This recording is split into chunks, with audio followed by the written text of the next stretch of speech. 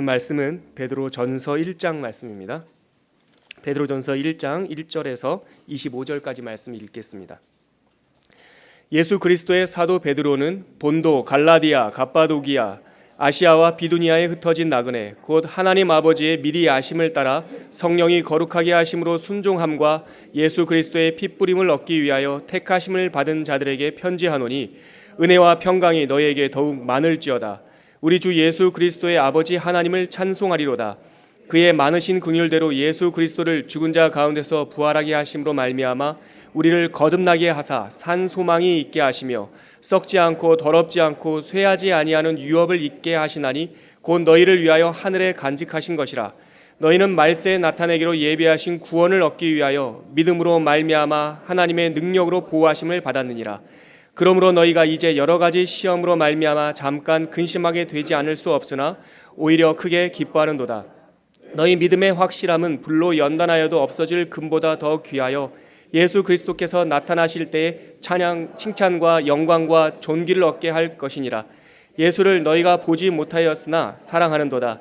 이제도 보지 못하나 믿고 말할 수 없는 영광스러운 즐거움으로 기뻐하니 믿음의 결국 곧 영혼의 구원을 받음이라.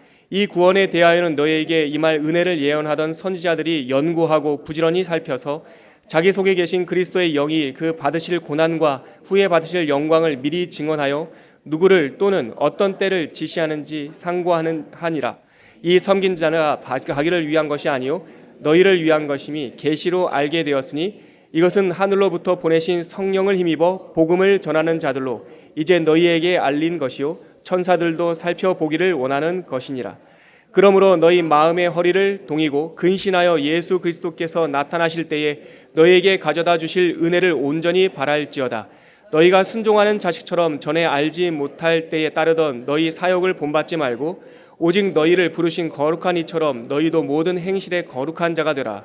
기록되었을 때 내가 거룩하니 너희도 거룩할지어다 하셨느니라. 외모로 보시지 않고 각 사람의 행위대로 심판하시는 이를 너희가 아버지라 부른즉 너희가 나그네로 있을 때를 두려움으로 지내라. 너희가 알거니와 너희 조상이 물려준 헛된 행실에서 대속함을 받은 것은 은이나 금같이 없어질 것으로 된 것이 아니요 오직 흠없고 점없는 어린 양 같은 그리스도의 보배로운 피로 된 것이니라. 그는 창세 전부터 미리 알린 바 되신 이나 이 말세에 너희를 위하여 나타내신 바 되었으니 너희는 그를 죽은 자 가운데서 살리시고 영광을 주신 하나님을 그리스도로 말미암아 믿는 자니 너희 믿음과 소망이 하나님께 있게 하셨느니라. 너희가 진리를 순종함으로 너희 영혼을 깨끗하게 하여 거짓이 없이 형제를 사랑하기에 이르렀으니 마음으로 뜨겁게 서로 사랑하라. 너희가 거듭난 것은 썩어질 씨로 된 것이 아니요 썩지 아니할 씨로 된 것이니 살아있고 항상 있는 하나님의 말씀으로 되었느니라. 그러므로 모든 육체는 풀과 같고 그 모든 영광은 풀의 꽃과 같으니 풀은 마르고 꽃은 떨어지되 오직 주의 말씀은 세세토록 있도다 하였으니 너희에게 전한 복음이 곧 이 말씀이니라. 아멘. 에스겔서를 마무리하고 이제 베드로 전후서와 우리 스가랴서 말씀을 통해서 우리 아침 예배를 하나님께 드리도록 하겠습니다. 주님이 승천하시고 30년쯤 지난 그 AD 65년경에 그 우리가 믿는 이 믿음의 독특성이 제국에 알려지게 되었습니다. 교회가 유대 지역 유대인들 사이에서 시작된 탓에 처음에 로마 제국은 교회를 유대교의 한 분파쯤으로 알았습니다. 로마 제국에서 유대교는 좀 유일한 종교 중에 하나였어요. 다른 이방 종교와 달리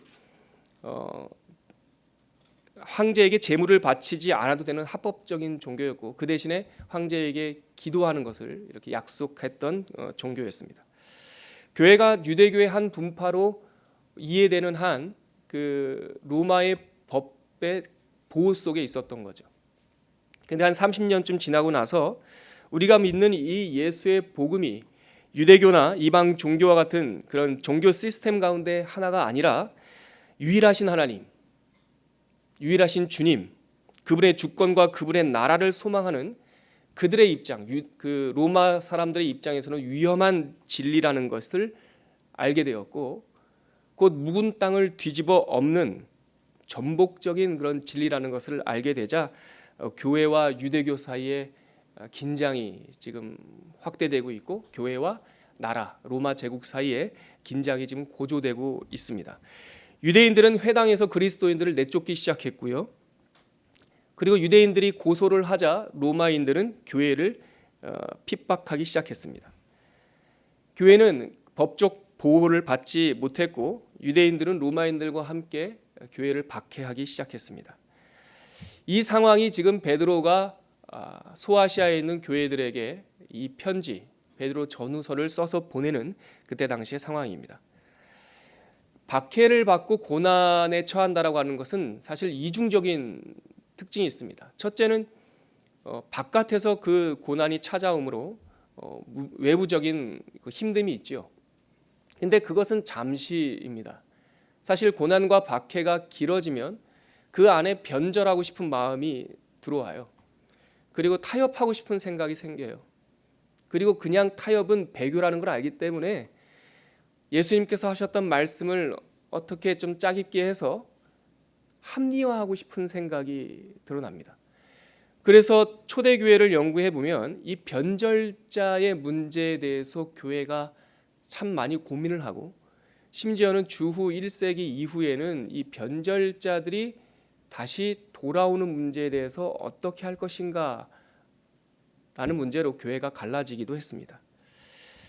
어찌됐든 외부에서 찾아오는 고난이든 아니면 그 깊고 오래 지속되는 고난 속에서 이 마음의 번민이 일어났던 간에 이 어려운 고난은 그 개인이 고스란히 다 짊어져야 할 아픔과 힘든 이 어려운 문제죠.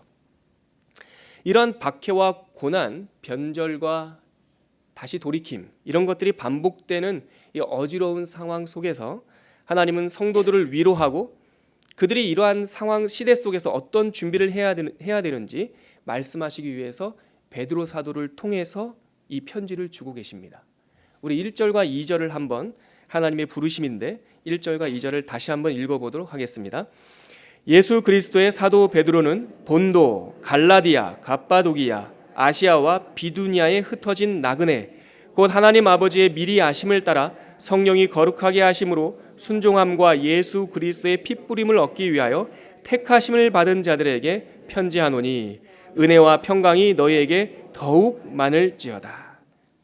지금 고난을 받고 있는 사람들이요, 단순히 외부적 고난뿐만 아니라 그 마음속에 잠깐이나마 번민과 변절의 싹이 텄던 사람들이요, 그 사람들에게 하나님께서는 여전히 은혜와 평강이 너희에게 있을지어다 라고 축복하면서 이 편지를 시작합니다.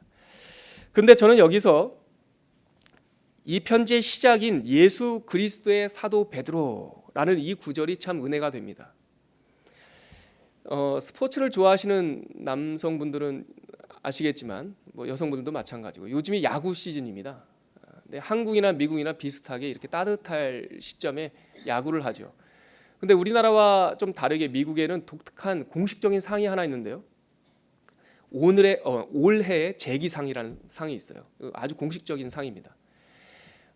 슬럼프에 빠졌던지 아니면 큰 부상을 당해가지고 자기의 기량을, 자기의 실력을 다 발휘하지 못하던 사람이 그 슬럼프나 부상에서 재기를 해서 올해 좋은 성적을 거두면 그 메이저리그 사무국에서 공식적으로 올해의 재기상이라고 하는 명예로운 상을 줍니다. 만약에 성경에서 그 올해의 재기상이 있다면 저는 그 미스터 베드로가 아닐까 이런 생각을 하게 되죠. 그의 이력은 우리가 잘 알고 있는 내용들입니다. 아시다시피 변두리 그 어부 출신이었고요. 어부 출신이어서인지 모르겠지만 예수님께서 무리를 걸어오실 때 나도 좀 걷게 해주세요 이렇게 경거망동하다가 물에 빠지고 예수님에 대한 멋진 신앙 고백을 마태복음 16장에 했는데 그 주는 그리스도시요 살아계신 하나님의 아들입니다. 다 메아리가 다 끝나기도 전에 예수님께서 내가 고난을 받아야겠다라고 말씀하시니까 그게 말이 되는 소리입니까? 그러지 마세요. 이렇게 예수님을 우리 한글 성경에는 그 느낌이 잘 안 나는데 원래 원어 성경에 보면 겁박하는 단어를 써요. 말이 되는 겁니까? 그리하지 마시옵소서 이렇게 겁박을 하죠. 그러다가 사탄아 네가 물러가라 이렇게 또 저주를 욕을 얻어먹죠. 변화산에서 예수님께서 3명 제자 데리고 올라갔는데 그중에 베드로가 있었거든요.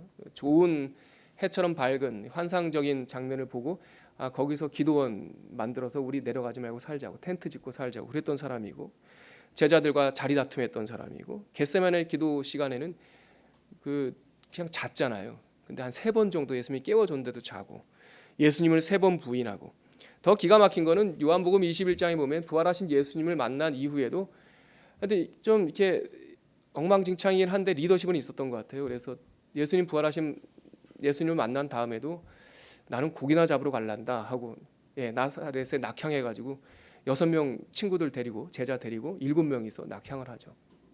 그 생선 구워시던 갈릴리 바다에 있었던 이유가 그 얘기입니다. 부활하신 예수님 만났는데 그냥 고기 잡으러 가겠다 그러는 거죠. 얼추 생각하는 것만 지금 8가지 정도였던 것 같아요. 이거 말고도 또 뭐 사도행전에도 있고 뭐 하여튼 엉망진창입니다. 그런데 우리가 알다시피 결국 베드로는 용서를 받았고 거듭났고 성령 세례 받아서 복음의 증거자가 됐죠.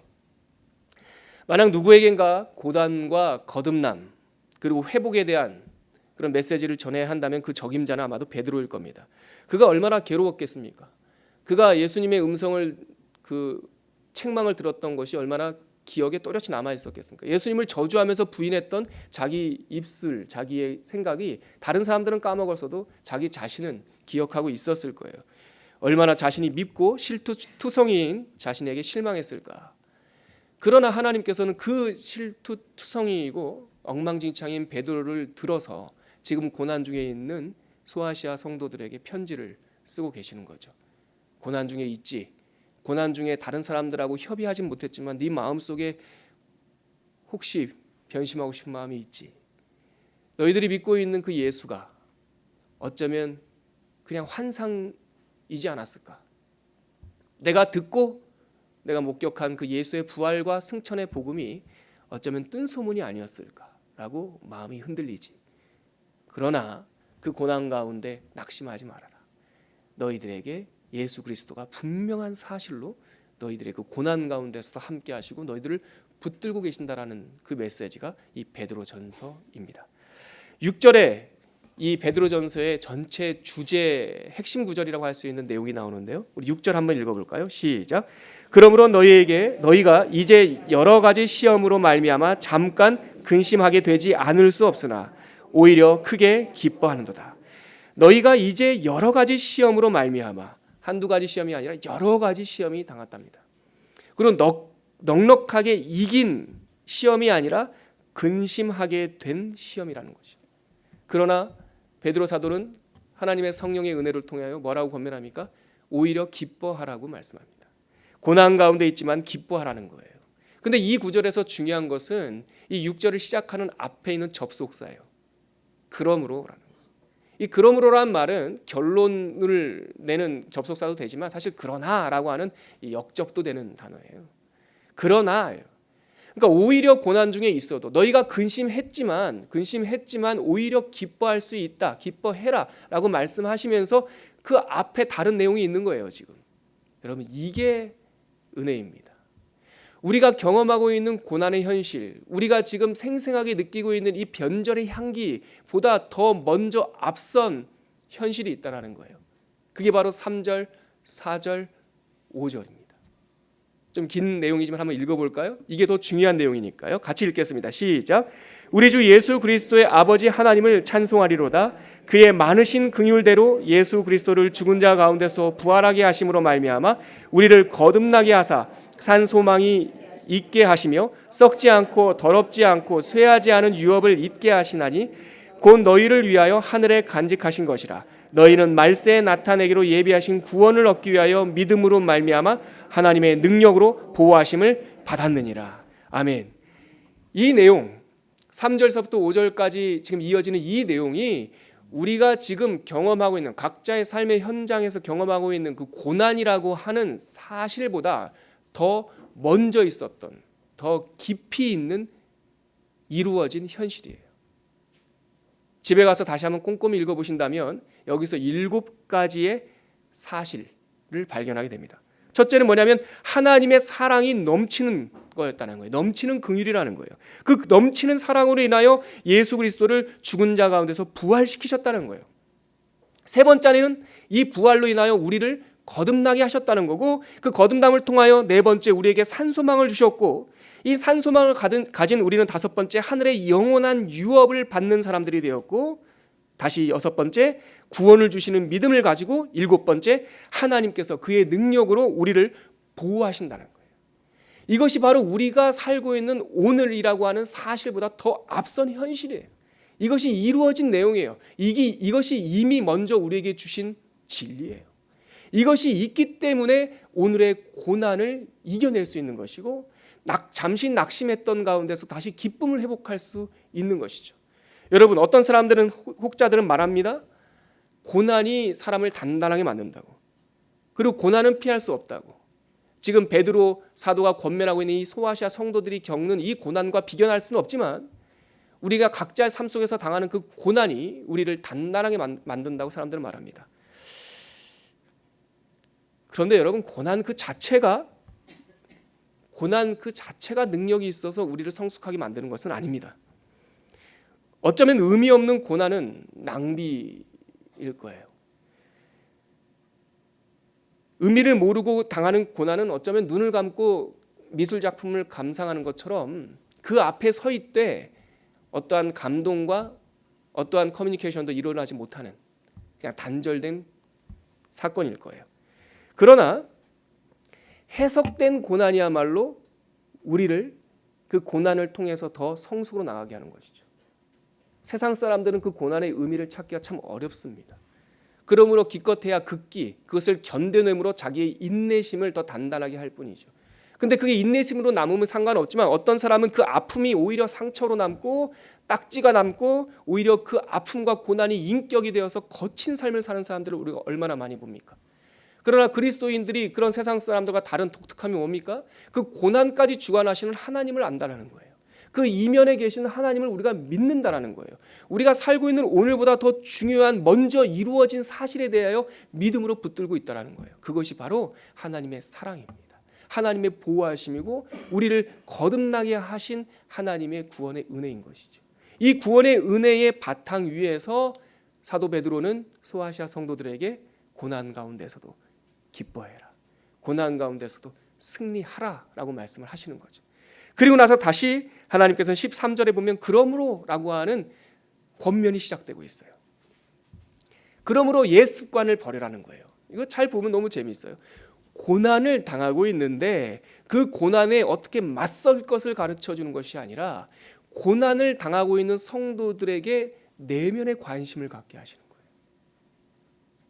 지금 너희들이 겪고 있는 그 아픔은 네로 황자의 핍박 때문에 그런 것이 아니란다. 물론 그것은 표면적인 아픔이지. 너희들이 지금 당하고 있는 그 아픔은 유대인들의 미움 때문에 당하는 것이 아니란다. 아니, 적어도 그들로 인하여 아픔이 찾아왔다 할지라도 해결책이 거기에 있는 것이 아니란다. 원수에게 해결책이 있는 것이 아니라 하나님께 해결책이 있다. 그리고 13절서부터 우리가 옛날에 따르던 헛된 습관들을 내어버리고, 그 다음 구절이 되게 중요합니다. 거룩해라. 그런데 그냥 아무런 근거 없는, 토대가 없는 거룩함이 아니라 하나님의 거룩하심처럼 너희도 거룩해라. 하나님을 닮는 것이 우리가 오늘의 현실을 반전해서 하나님께 기쁨으로 드리는 삶으로 바꿀 수 있는 근거가 되는 것이죠. 그리고 나서 이어지는 내용은 우리가 이렇게 은혜를 받은 것은 그냥 느닷없이 일어난 의지적인 결단이 아니라 먼저 앞서서 이것을 보여준 샘플이 있다는 거예요. 그분이 바로 예수 그리스도. 선지자들이 쭉 고대했던 그분인데 그분이 먼저 나오셔서 우리보다 앞서 고난을 당하시고 우리보다 앞서 부활하셔서 부활의 첫 증인, 첫 열매가 되었으니, 그리고 그 예수 그리스도께서 22절 이하에는 우리에게 흔들림 없는 말씀으로 우리를 붙잡아 주시니 그 고난을 딛고 예수님을 붙잡고 그 말씀을 붙잡고 일어서라 라고 베드로전서 1장에서 우리에게 권면하고 있는 겁니다. 여러분, 오늘 말씀을 덮으면서 우리가 어제와 오늘 이어지는 좀 긴 본문을 보았는데, 오늘 이야기는 인사말 1절과 2절을 빼고 5가지의 단락으로 되어 있어요. 첫 번째 단락은 우리가 먼저 살펴보았던 하나님께서 우리에게 주신 구원의 사실, 그 다음에는 고난, 그 고난을 이 구원의 사실에 근거해서 기뻐해라. 그 다음에 이어지는 복음, 예수 그리스도의 복음이 나오고, 네 번째 단락은 그래서 우리는 옛날에 헛된 습관을 버리고 예수 그리스도의 말씀을 붙잡고 살아야 된다라고 하는 권면이 나오고, 맨 마지막 22절서부터 25절까지는 그래서 흔들림 없는, 모든 것들은 흔들려도 흔들리지 않는 그 영원한 말씀 위에 우리가 일어설 것을 권면하고 있습니다. 사랑하는 성도 여러분, 이 초대교회 교회 현실처럼 우리에게 국가의 박해가 있는 건 아닙니다. 초대교회 현실처럼 유대인들의 고소가 있는 것은 아닙니다. 그러나 이 말씀을 우리에게 주시는 이유는 우리의 삶의 현장에서도 각각의 어려움이 있고 낙심이 있다는 거예요. 어쩌면 날마다 베드로처럼 7번, 8번 넘어지는 삶을 살 수 있어요. 그러나 여러분, 넘어지는 것이 현실이 아닙니다. 넘어지는 것이 결론이 아닙니다. 넘어졌다가 다시 일어나셔야 됩니다. 그것이 능력입니다. 우리에게 예수 그리스도의 보혈을 통하여 하나님의 자녀 삼으셨다라고 하는 것의 의미는 다시는 넘어지지 않는 슈퍼히어로가 되는 것이 아니라, 넘어졌더라도 다시 일어나고, 넘어졌더라도 그 언약의 말씀을 붙잡고 다시 하나님을 향하여 계속 앞으로 나아가는 하나님의 생명력을 우리에게 주셨다라는 언약일 것입니다. 이 말씀을 붙잡고 오늘 아침 한번 기도하겠습니다. 하나님께서는 오늘 베드로 사도를 통하여 7절에 이런 말씀을 주십니다. 이러한 고난과 어려움 가운데서 너희들이 기뻐해야 될 것은, 너희 믿음의 확실함은 불로 연단하여도 없어질 금보다 더 귀하다. 예수 그리스도께서 나타나실 그날에 칭찬과 영광과 존귀를 얻게 할 것이기 때문이다. 이렇게 말씀하십니다. 우리가 이 희망과 위로의 말씀을 붙잡고 함께 기도할 때, 하나님, 우리가 당하는 어떤 어려움이 있더라도 그 어려움 붙잡고 그 자리에 주저앉는 인생이 되지 않도록 도와주시고, 어려움 이면에 있는 하나님의 약속과 말씀을 붙잡고 7번 넘어져도 다시 8번 일어나는 하나님의 생명력 있는 인생, 믿음의 인생 살아가게 해달라고 함께 기도하도록 하겠습니다. 함께 기도하겠습니다. 하나님 아버지, 은혜를 감사합니다. 오늘 베드로 전서 말씀을 통하여서 우리가 넘어지고 아파하고 쓰러져도 그 가운데서 다시 일어서시게 하시는 하나님의 음성과 말씀을 깨닫게 하여 주시고 이기게 하여 주시니 감사합니다. 하나님께서 먼저 가시고 이기시고 열어 보이셨기에 우리는 그 너머에 있는 현실을 미리 알고 있습니다. 이것이 복음입니다. 우리가 이것을 딛고 겪고 일어설 수 있도록 인도하여 주시옵소서. 하나님 아버지, 아픔을 당하는 사람들은 누구나 다 일어나고 싶어 합니다. 이것은 예수 그리스도의 복음을 아는 자와 알지 못하는 사람들도 한 마음일 것입니다. 그러나 우리가 다른 것은 우리가 딛고 일어설 수 있는 복음의 확신함이 있다는 것입니다. 어떠한 시련과 환난 가운데서도 먼저 주신 구원의 은혜를 생각하는 믿음의 백성 되게 하여 주시고, 흔들림 없는 하나님의 언약의 말씀 부여잡고 그 넘어진 자리에서 다시 일어나 하나님을 향하여 걸어가는 주님의 믿음의 백성 될 수 있도록 인도하여 주시옵소서. 이제는 우리 주 예수 그리스도의 은혜와 하나님의 끝이 없는 사랑과 성령 하나님의 채워주시고 흘러넘치게 하시는 은혜가 오늘 베드로전서 1장 말씀을 2000년의 시간을 통과하여 오늘 나에게 주시는 말씀으로 듣고 넘어진 그 자리에서 다시 흔들림 없는 언약의 말씀을 붙잡고 일어나기로 결단하는 성도님들의 머리머리 위에 지금부터 영원토록 함께 하시길 간절히 축원하옵나이다. 아멘.